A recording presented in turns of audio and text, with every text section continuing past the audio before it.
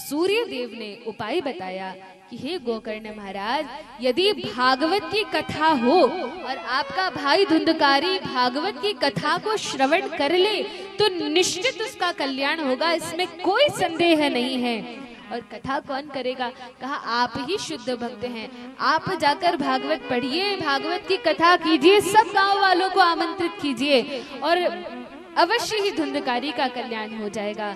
ऐसा ही किया गया, सबको न्योता दिया, खूब तैयारी की, खूब आयोजन किया।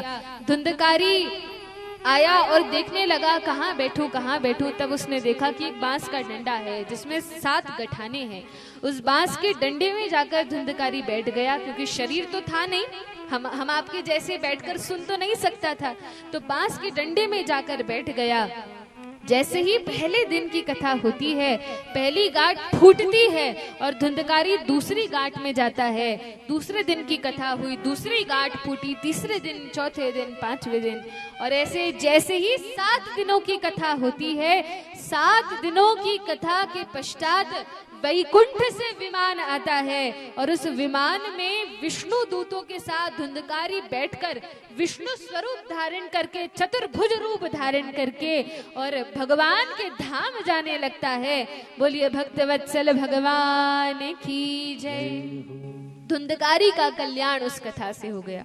अब बाकी जितने लोग बैठकर कथा सुन रहे थे वे विष्णु दूत को रोककर कहते हैं, अरे अरे भैया रुको, कथा तो हम सब ने भी सुनी है, लेकिन आप केवल धुंधकारी को ले जा रहे हैं। विष्णु दूत ने कहा, देखिए कथा तो आप सभी ने सुनी है, इसमें कोई संदेह नहीं है, 7 दिन बैठकर सुनी है, कोई संदेह नहीं है, लेकिन जितनी तत्परता से और जितनी उत्सुकता से, जितनी इस कथा की महिमा को समझकर, इसकी बहुमूल्यता को जानकर धुंधकारी ने इसको सुना है, उतना आप सब लोगों ने नहीं सुना। अच्छा, आप सभी ने कैसे कथा सुनी है?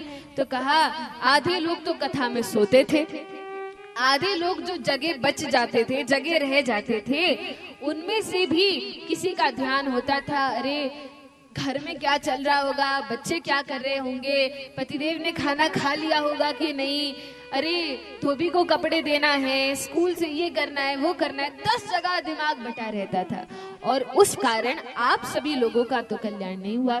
लेकिन धुंधकारी को पता था, क्या पता था? कि ये अंतिम अवसर है, यही मौका है मेरे पास, यदि मैंने कथा को सुन लिया तो मेरा कल्याण हो जाएगा और यदि ध्यान से नहीं सुना तो मैं प्रेत योनि में ही रह जाऊंगा। तो कथा की महिमा को समझते हुए तत्परता से ध्यान पूर्वक इस कथा को धुंधकारी ने श्रवण किया, इसलिए इसका कल्याण हुआ। कोई बात नहीं, आप फिर से कथा कीजिए, फिर सब लोगों को बुलाइए, ध्यान पूर्वक सुनिएगा। और गोकर्ण महाराज आप चिंता मत कीजिए, आपको लेने के लिए तो भगवान कृष्ण साक्षात स्वयं पधारेंगे।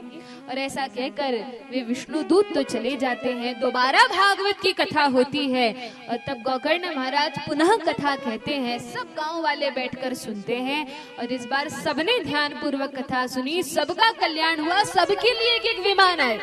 और गोकर्ण महाराज के लिए जो विमान आया उसमें भगवान साक्षात आते हैं, गोकर्ण महाराज को अपने पास बिठाकर लेकर जाते हैं।